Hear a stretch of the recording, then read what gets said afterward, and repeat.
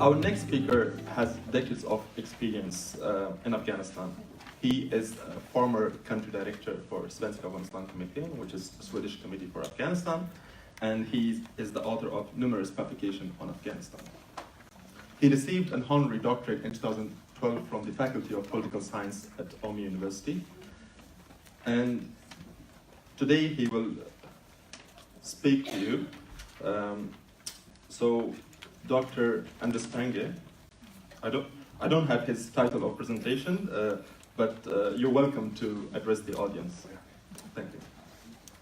Yeah, doctor is a little bit too ambitious. Yeah. I should first join in the thanks to Karin and Ingrid for arranging the conference, and not only that, also the work they do they and their colleagues in the networks, the work they do for Afghan refugees in Sweden and so on. Second, I would follow Bill Maley's example and announce a book. And it's actually not yet published, but the Swedish committee will, in November, it will be ready for one can order it on the web, one can buy it in bookshops, one can buy it through the Swedish committee and so on. And it's an anthology on Afghanistan, about 250, 300 pages it will be, and it will deal with, say, different aspects of Afghanistan, say a kind of handbook, you can say, history, politics, different aspects of culture, ethnicity, Islam, etc., etc. So it will be, the title, somewhat ambitious, will be Understand Afghanistan. Because I think no one is really understanding Afghanistan. But it's rather an effort to try to understand Afghanistan. That's the message of the title there. Swedish. Hmm? The book is in Swedish. Yeah, it's in Swedish, yes. Bill Maley has a contribution there too. And quite a few other, say, leading international and Swedish Afghanistan experts and so on have contributed in the book. It's well worth reading. Coming in November, so it's very nice as far as a Christmas present.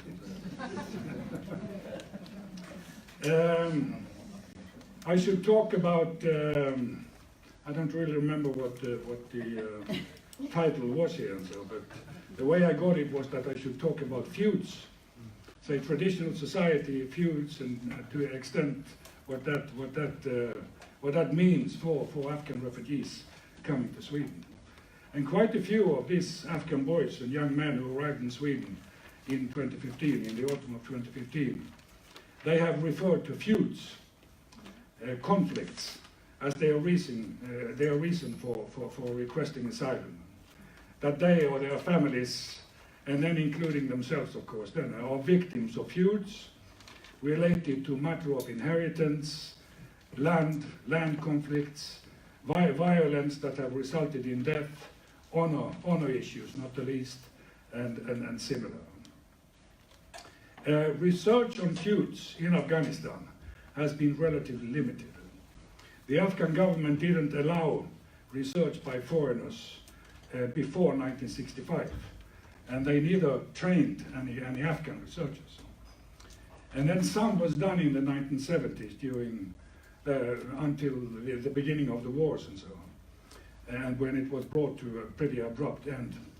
And then after the fall of the Taliban, some research has been done by NGOs like Kapow and some others and so on, but it's relatively limited, and it's of uneven quality and so on.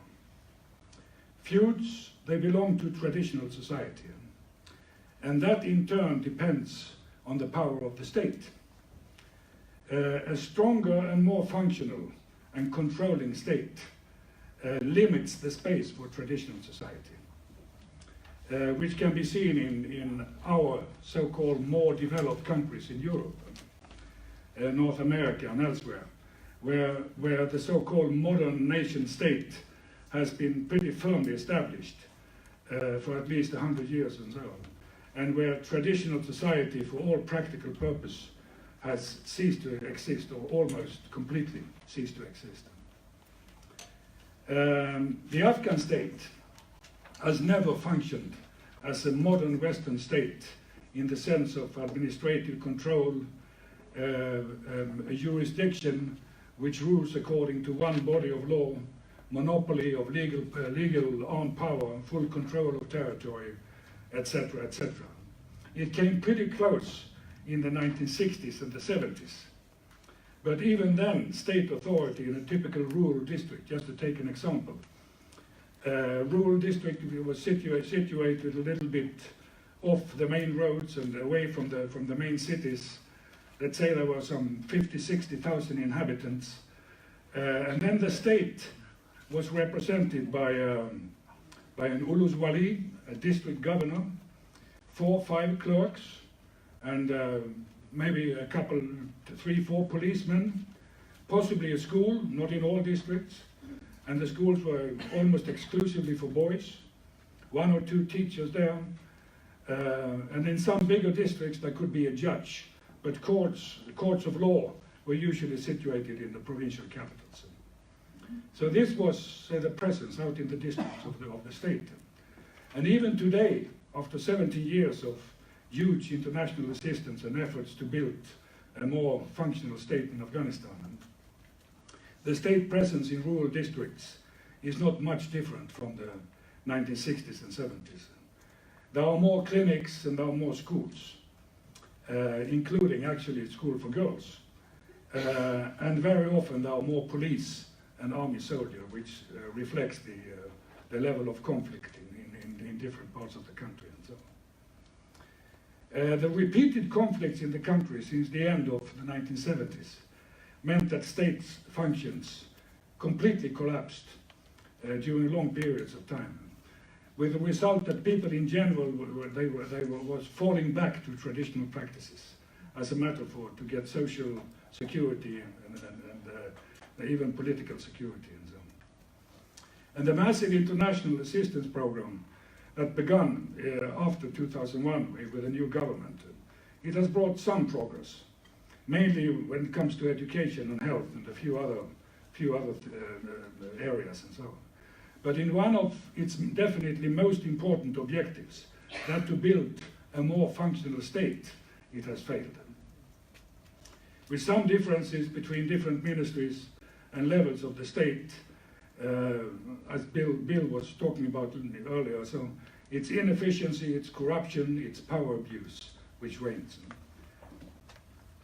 And that concerns not the least the judiciary and the police, which are often the institutions which are mentioned first, in the first breath, when corruption is being discussed.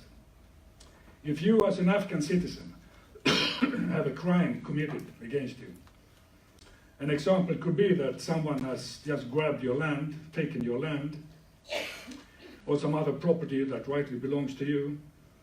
Or another example, a powerful man wants to marry your daughter, and you have said no, you haven't agreed to this, and with the result that you've been beaten up and threatened that something worse will happen if you're not giving in.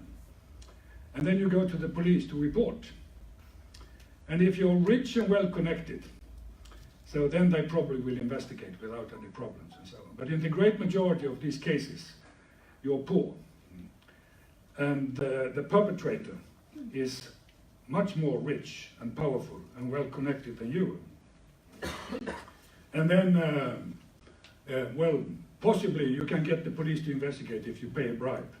But often they don't do it anyway, because they see that the other one, the perpetrator, is too powerful to make an investigation on and so on. So this is, if you're poor, generally speaking, not very well connected and these things and so on, if you're going into a thing like this, you are definitely running the risk of receiving a very unfair treatment. And this corruption within the state judiciary system has several consequences. One is that many Afghans who have banged their head bloody against this corrupt systems and so on, they end up being sympathizers or even joining the Taliban or some other armed opposition group, because they see that as their only remaining alternative to get their right. Second, surveys have shown that the majority of the population, they prefer to bring their cases to so-called traditional courts. And traditional court, they most often consist of a small group of, say, well-respected men in the what they call Spingeri or Risafed, the whitebeards like me. They are either appointed by the community, or they have taken upon themselves to act as a court. In some cases, they are also appointed by the Taliban, who are using these courts in order to gain sympathizers and things like this. They exist mainly in the rural areas, but also to some extent in the cities, in the big cities, and definitely the more, say, provincial capitals, which most often are not really cities; they are big villages. These provincial capitals. People tend to favor these courts since they are seen as free from corruption, and they are swift in reaching a verdict. The drawback is that they tend to rule according to a mix of Sharia, customary laws, popular beliefs, which in a traditionally patriarchal society like Afghanistan is definitely a disadvantage for women. Having said this, it's still a fact that traditional mediation mechanism, which has been pretty strong if you look through Afghanistan's history and so on, they have been weakened, generally speaking. First by state intervention during the relatively peaceful decades during Sir Shah and Dawood, and then by decades of war, where you got new power groups who were financed by foreign sources, came up, enormous migratory movements, and then you have this after 2001, the emergence often from old Mujahideen commanders and warlords, say you get the local strongmen or even regional strongmen and so, who are acting with impunity in the areas of their control. Impunity meaning that they can do it without, they can break the laws, they don't need to take consideration to existing laws, and they can do this without being afraid of coming in front of a court or whatever. Impunity. So the result then is that conflict resolution between individuals and groups concerning property matters like land and water, issues related to honor, violent crimes, similar, is made much more problematic. And that these kinds of conflict often ends up in violence. Because there is no one who is coming in to mediate, whether it's a state person or whether it's a traditional appointed person, they are not coming in. So people are left with their conflicts, and then they can't handle it, and it goes out of control. And then once blood is spilled, once someone is wounded or killed due to conflict, the dispute becomes even more difficult to solve them. And it should be added then that these kind of violent actions are most often committed by those who, as I said before, those who have power against those who are powerless. And without the protection of state law, which is pretty useless anyway, customary law, traditional mediation, these perpetrators, they are acting with impunity. Traditional custom prescribes that in the case of blood feuds, it's a matter between the men, and that women and children should not be victimized. In a relatively recent case in Ingrao, which actually was reported in media and so on, two extended families in one village, they came into a quarrel over a land issue. And the men barricaded themselves in the houses and built up in the windows and these things, so they had just these sniping holes for their rifles. And then they were lying there sniping at each other. The men were sometimes sneaking out of the village in the night to get for contacts or to get supplies or necessities for the households and these things. And quite a few men were killed in this feud. The women, they were working the fields in the full view of everyone. The children were playing on the village street and so on, between, or even in areas between those two warring factions and so on. The thing was solved by Governor Sherzai in Nangarhar, who actually went in and settled the issue, and that was a few years ago, and hopefully it still stands.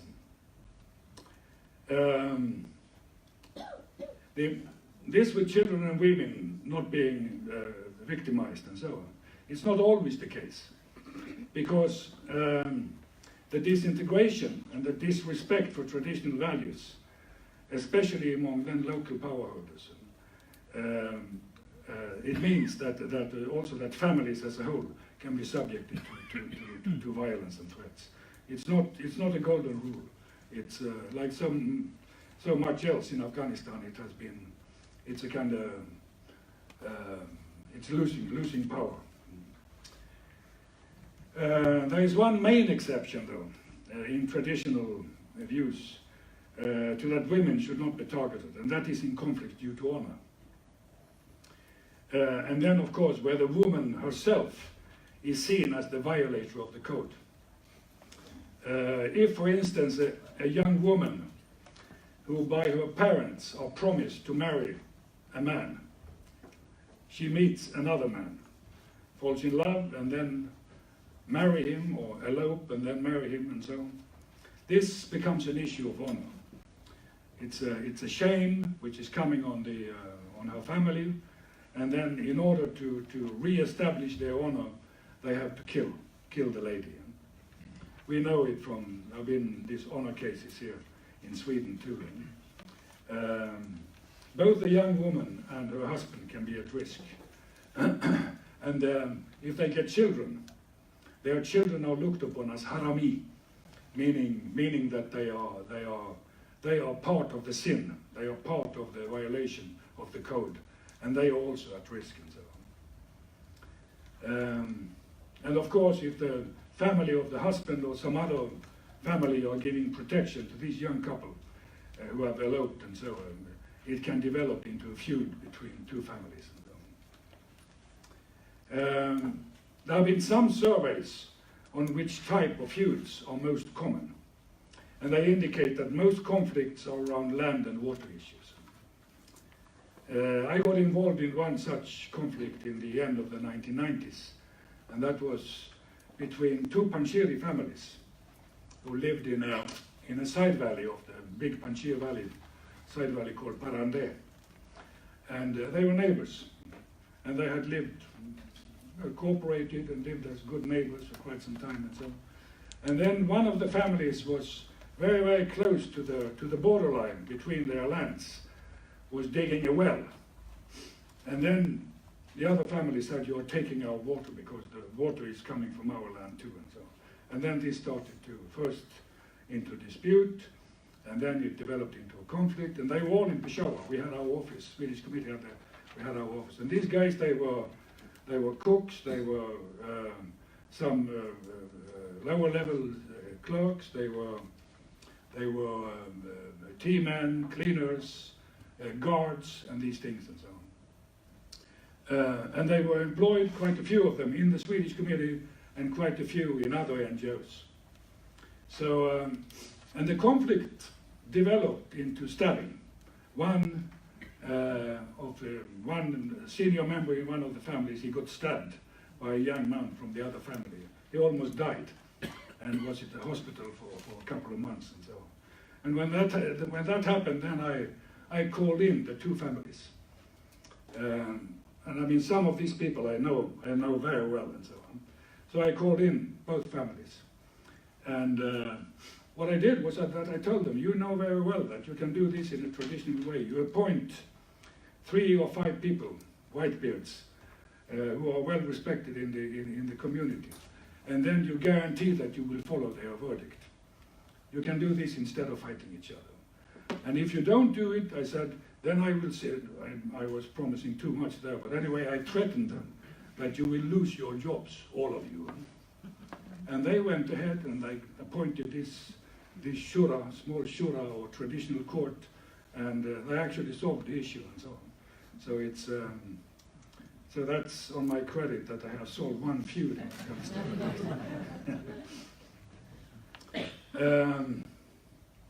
It is not a surprise that most of the things about of these conflicts are about land and water, because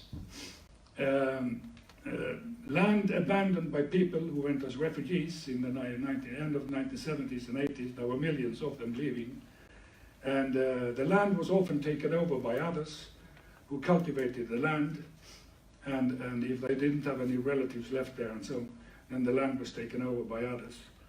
Same thing in the cities, people went as refugees there too, houses were taken over by others that just moved in first as squatters and so on, and then they actually took over the houses. Often, same thing, a little bit more powerful and these things.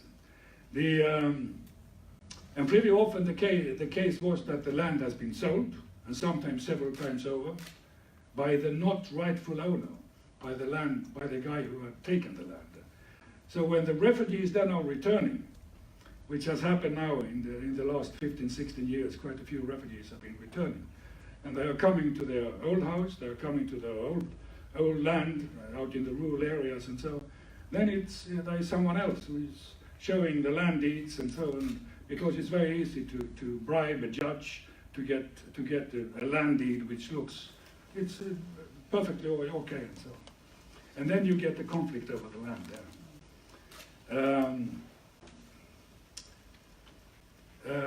And then land grabbing, and that land grabbing not only meaning taking over private property, it's also state land which is taken over by like this, and that's a big problem, which President Ashraf Ghani has promised several times that he should get these people who are the big land grabbers, that they should return the land to the state. And there has been some done in the margins, but there have been real big perpetrators. They are still going free, and they are still sitting on the land they have grabbed and so on. Inheritance issues can also cause conflict. One example I dealt with was about a young man whose father had died, and he had inherited the land.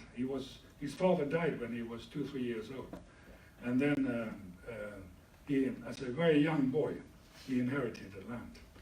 But his uncle took the land, and then when the boy is coming up towards 14, 15 years of age, the uncle is trying to kill the boy in order to get rid of this competition for the land and so on.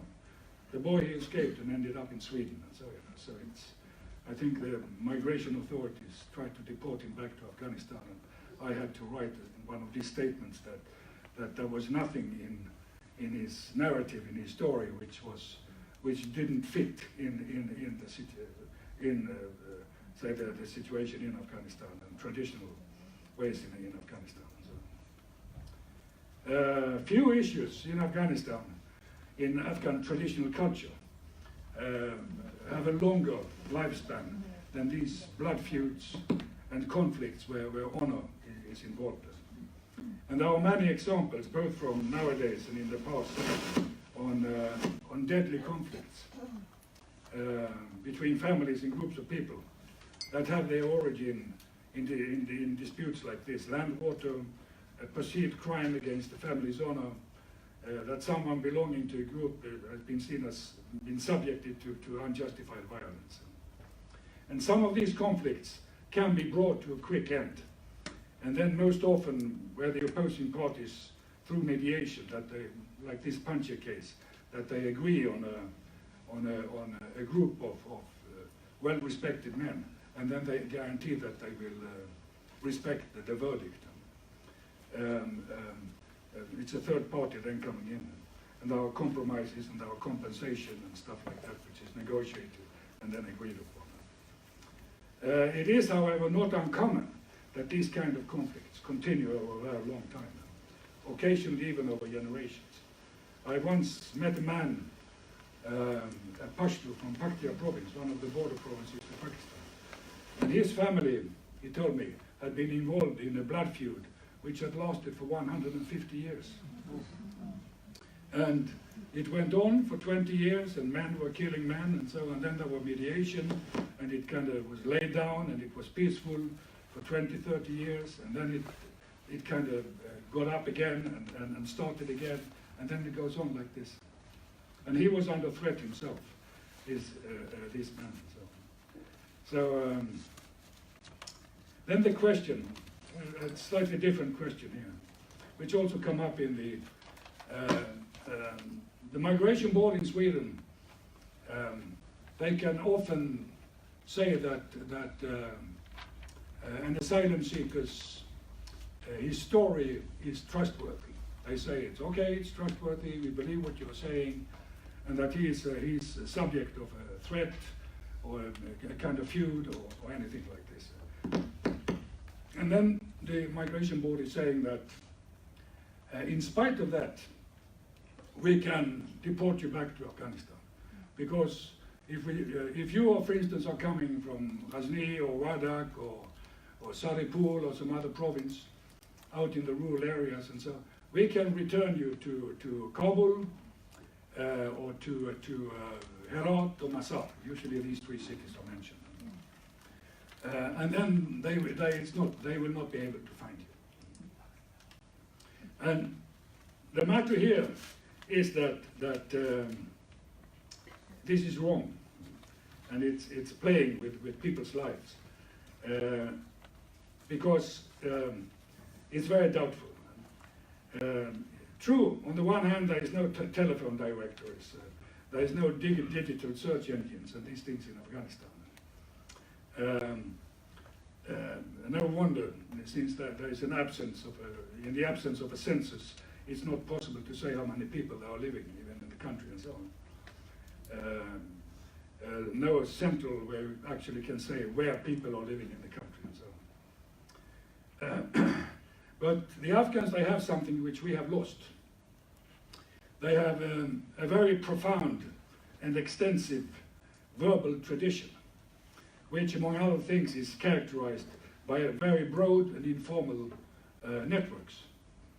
And these networks, they have a core of relatives, friends, colleagues, and so who in their turn contribute with their circles of friends, relatives, colleagues, and so on. So during my 20 years of work in Afghanistan, heading a large NGO like the Swedish Committee and so on, it happened, let's say, on an average a couple of times a year, that we had to find the person. And a typical example could be that we knew the name, we knew the father's name, we knew where the person had been born, possibly where he had been studying, or if he had studied and so, somewhere he had lived before. And then you started a search, but you didn't know where he was now.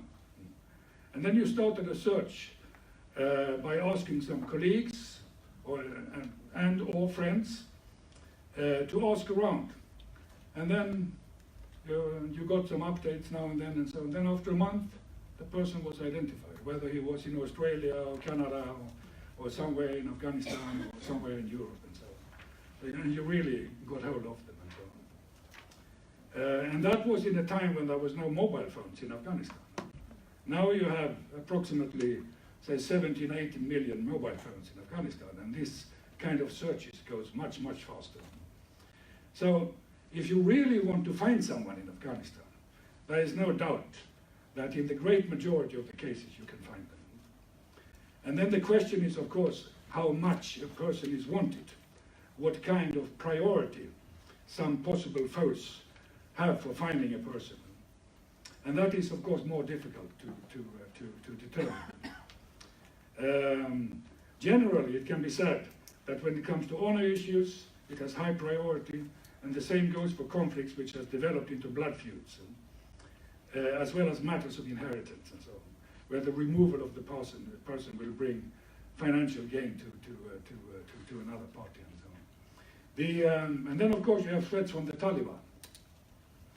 And it doesn't really belong to traditional Afghanistan, but it's still something which quite a few of these young men and boys coming here, they are giving it as a reason for their request for asylum and so on. And that's a little bit more difficult to judge, because it's a question on how much of an affront it is to the Taliban. And if their father had been killed by the Taliban, the question is whether the Taliban want to kill the son as well, and so on. That can sometimes be a little bit doubtful. Anyway, I stop there.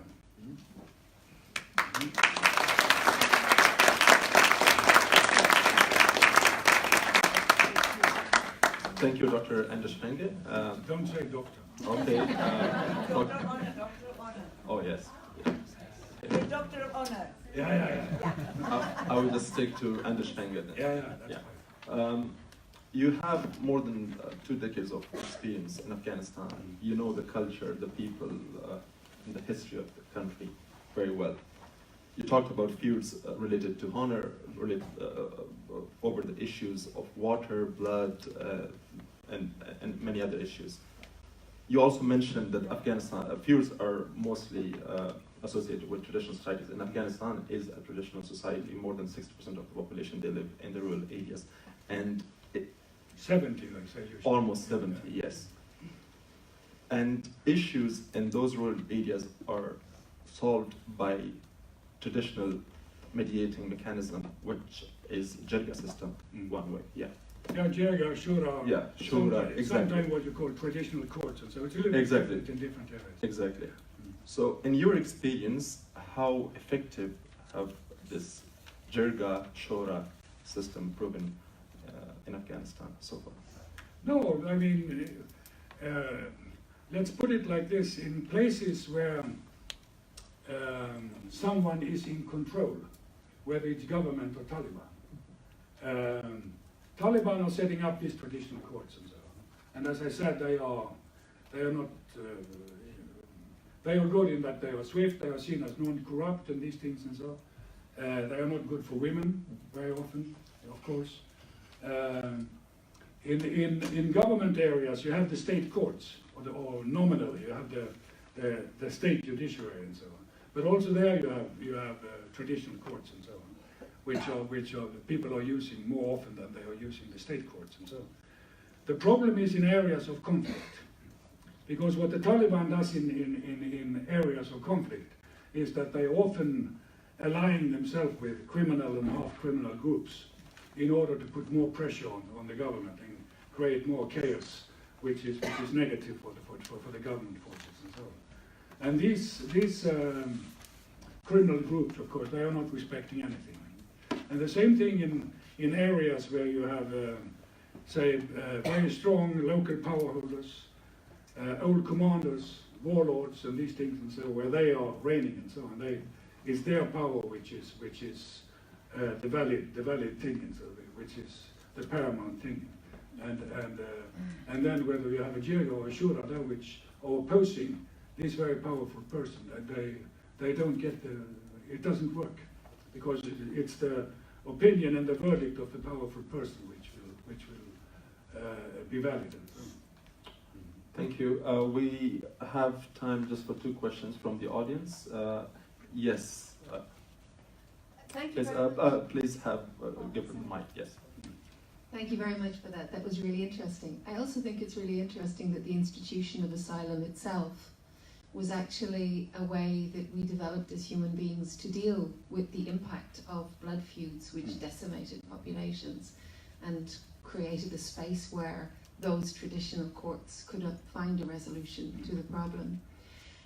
And I agree 100% with everything that you've said, and I think it's really important that you stressed that while there may be codes of behaviour such as Bashtunwali, that unfortunately the decades of conflict have actually led to a breakdown in the safeguards that are normally offered.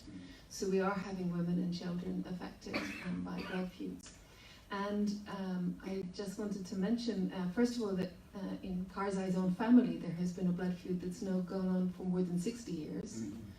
And also I had a friend who was a senior member of the Afghan Special Forces who during the election in 2014 had two of his cousins have a fight about whether or not to support Ghani, and one of them was killed. The other one fled and was hiding in the mountains.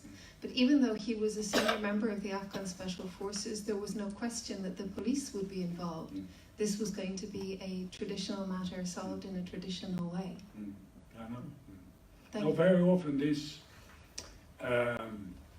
not having any excuses for the Taliban and so on, but pretty often when you get these blood feuds, killing and so on, they are listed as targeted killings from the Taliban. So it's because that's a way of, for the government at least, to say, of course we can control our own people. They don't want two in their own, which is nominally under their command, that they are killing each other. So then they say it's a targeted killing.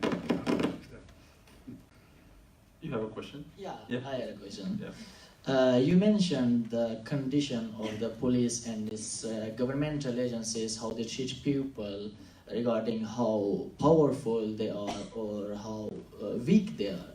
So my question is, what troubles the young agers they faces when they are getting deported from Australia, Sweden or similar countries in Europe to back to Afghanistan? The young agers who born in different countries like Pakistan or Iran, and they grew up there and they don't have any contacts in Afghanistan, especially for the young agers who belongs to Hazara, who are already a minority group. So your answer please. No, I think it's, I'm of the opinion that of those who came in the autumn of 2015, no one should be sent back. They should give an amnesty for all of them and so on. The reason is, I don't think that is sometimes being said on demonstrations here by young Afghans and so that they go, if they are deported, that they will meet a certain death. I don't think that's not the case. Some of them will probably die. But if you are still in Kabul, even with the say recent attacks from, especially from IS against the Hazara population and so on, still it is like this. You have to be in the wrong place at the wrong time, and it's a simple rule. You should avoid any big gatherings and these things, and then you minimize the risk for being targeted and so on. What happens to them is that they, especially if they get some money when they are returning and so on, which they can get from the Swedish government or whatever, if they return voluntarily and so then they get this amount of money and so on, and they are very vulnerable to corrupt policemen and other corrupt, say, state servants and so on, that they are trying to get this money from them. They are, if you look professional-wise, what kind of, if you don't have a social network, that's one of the very decisive factors. So if you have a family, even if it's a poor family, if you have a family with brothers and sisters and uncles and the whole thing and so on, then you have some security, because they will keep you up and so on. They will support you and protect you to the extent they can and so on. If you don't have a family, then you are left, you are abandoned, and then you have very few options. One is to be a day worker, or what do you call it? Day laborer. Yeah, day laborer, and which is often the most dangerous, most heavy works and these things and so, and very unreliable. You can go for weeks without job, and then maybe you get 2 days, and then you go for weeks again without any job. So you can be a police, or you can join the army, which is relatively well paid, although the Taliban pays their people better actually than what the government are paying soldiers and police. But the problem with the police and the army is that you have very, very high casualty figures. So I usually say that sending people back without having a family and so it is to put them for its unacceptable risks, and that's the verdict for me at least. Unfortunately, the migration board is not listening very much, so it's. I know there are a lot of other questions to Anders Fänge. You can ask your questions later in the panel discussion. Now we thank Dr. Anders Fänge for